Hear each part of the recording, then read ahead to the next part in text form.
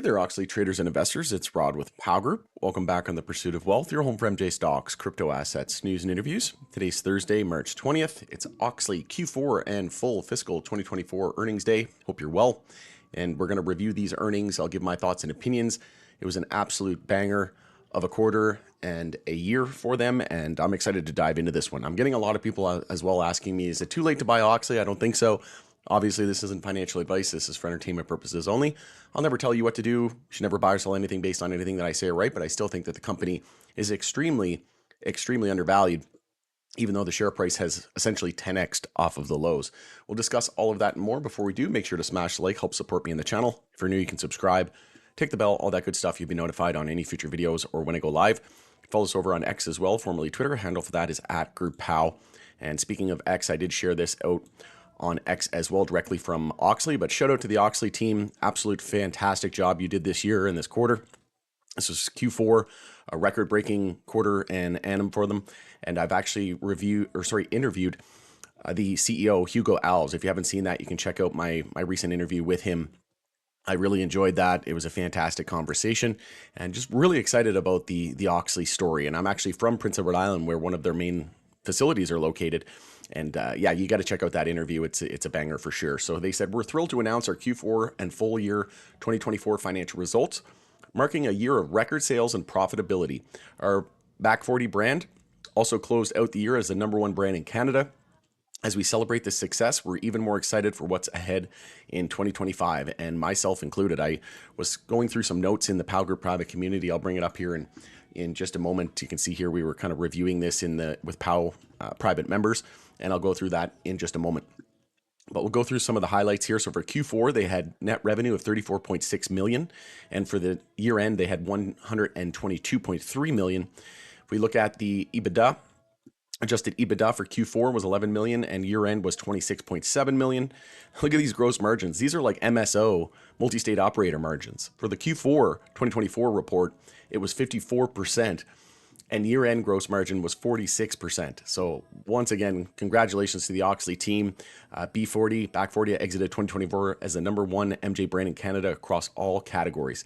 So once again, proud shareholder of Auxly. I do own it, full disclosure.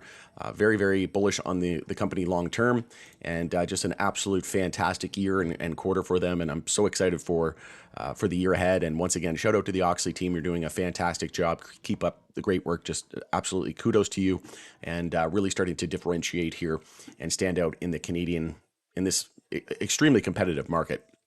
So this was the highlights here. I'm not going to go through everything. I'll just go through some of the major highlights here. And like I said, I'll run through some of my notes here in the Pow Group private community that I mentioned to private members. So like I said, those are fantastic margins. Those are MSO type margins. They actually beat in terms of revenue, I believe. Actually, no, it was 37 million. And for the quarter, they came in at 34.6 million. So they did miss in terms of revenue for the quarter. And then it was EPS that, they didn't have anything there for EPS, but it came in flat.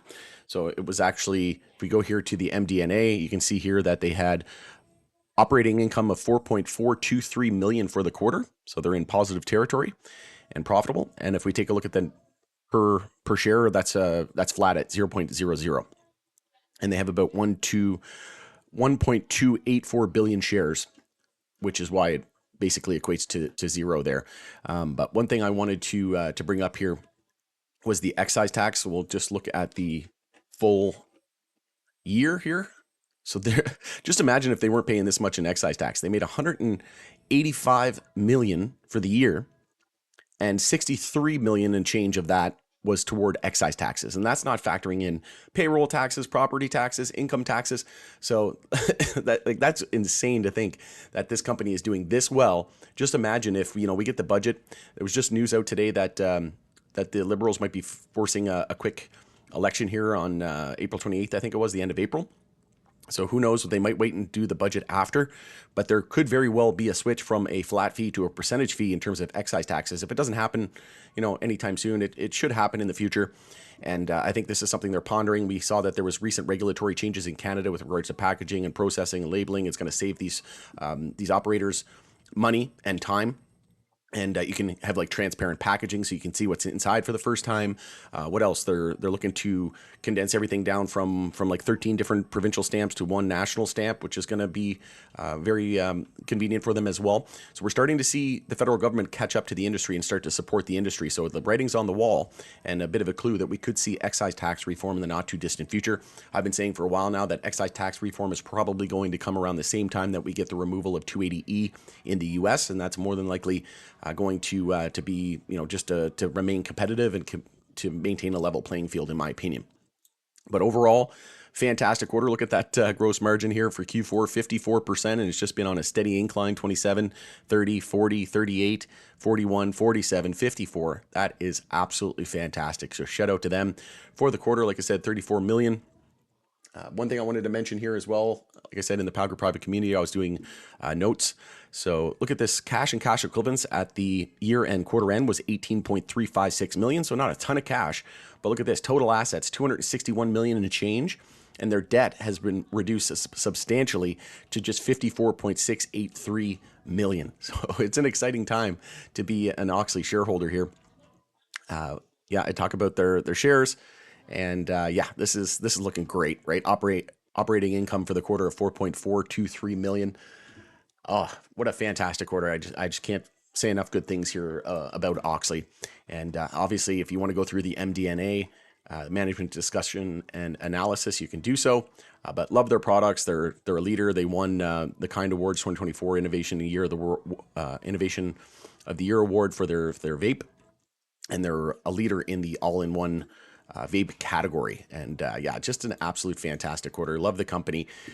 Like I said, getting a ton of people asking, is it too late to buy Auxly? If you zoom out, when in doubt, zoom out, look at the monthly time frame. Okay, you didn't get it down here at the lows after it ran about 986%, almost 10x, right?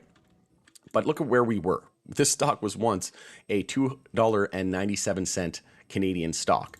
So if you go from the high to where we are now, we're still down over 97% from the all-time high. We're gearing up for the first ever monthly EMA 12 and 26 bull cross, and we just confirmed a monthly uptrend. So, a lot of people were not really that interested whenever I started talking about them down here, and even down here when we were at 2.5 cents. People kind of just ridiculed me and said, "Oh my God, this guy's bullish on a stock that's at 2 cents." But now look at us, right? We're up 10x. If you invested $1,000 here at the low, you'd have almost $10,000. So again, nobody wants to buy things when they're on sale. They want to buy things whenever when they start to recover. And then, people get FOMO, and then they start to question whether or not, I didn't want to buy it down at the low, but now I don't want to buy it either because it's ran so much. Is it going to dip again, right? It's just a weird phenomenon of how the human psyche works. But again, where were we versus where we are? There's still a ton of upside. Let's say you were to take a position now at 8.5 cents.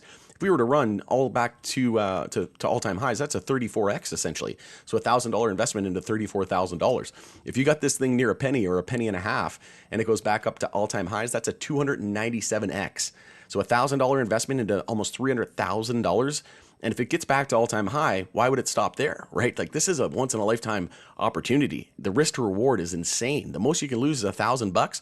Let's say you put $2,000 or $3,000 into this thing and it goes back to all-time highs, you're a millionaire. like this is the kind of setup that I love. And I'm so excited. I still hold all of my shares. I'm not selling any shares anytime soon. And I'll have to do another portfolio update video at some point soon as well.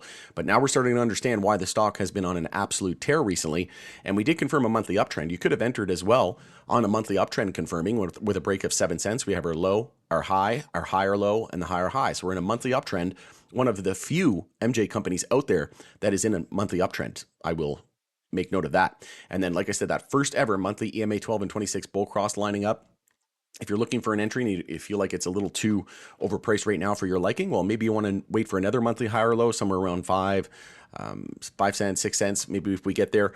But again, still looking at where we were versus where we are and where we're going, we could very well see Auxly as a major turnaround and success story. And I'm very confident that this company is going to pull through long term. I think this is going to be one of the leaders. They obviously have their investment with Imperial, so this is a huge vote of confidence in my opinion. Seeing these numbers and the partnerships that they have, and paying down their debt, they did so with the conversion into shares. So again, it's an exciting story, and Total debt, here it is right here, reduced by 56% in 2024 with that conversion of 123 million of debt into shares by Imperial Brands. So again, a vote of confidence. These companies, these big alcohol, these big tobacco companies, these big pharma companies, they're not partnering with MJ companies because they want to lose money. They're partnering with them because they know that these LPs have a huge head start. They're operating for almost 7 years now under a legal framework, one of the only countries in the world that have that. And the U.S. has been lagging. So in my opinion, that's why we're not seeing a lot of these companies partner under in the U.S. Look at Molson Coors, right? They were partnered with an MJ company, and they got out of it because there's just too much regulatory, basically hoops that they had to jump through. Every market had different regulations, right? If you come to Canada, everything's pretty much wide open, right? There might be a difference between private sales and government sales and things like that. The way they operate retail stores and things like that. In Prince Edward Island, there's only like 3 stores for the whole province, and they're all government run. If you come here to Alberta, there's like hundreds of them, and they're privately owned, right? Same thing with the alcohol industry. But at the end of the day, MJ is going to be regulated the same as alcohol and tobacco, in my opinion. And I'm so excited for the future. Smash like if you're excited. Let me know your thoughts and opinions on this. What stood out to you? We'll continue the conversation in the comment section below. Hopefully they resume the conference calls at some point soon as well. They've been doing the letters to shareholders, so if you haven't seen that, you can check it out, and then check the press release for the management commentary. It was great to see. So going into it there, it's Rod with Power Group. Thanks again for joining us in the Pursuit of Wealth, and we'll catch you on the next video.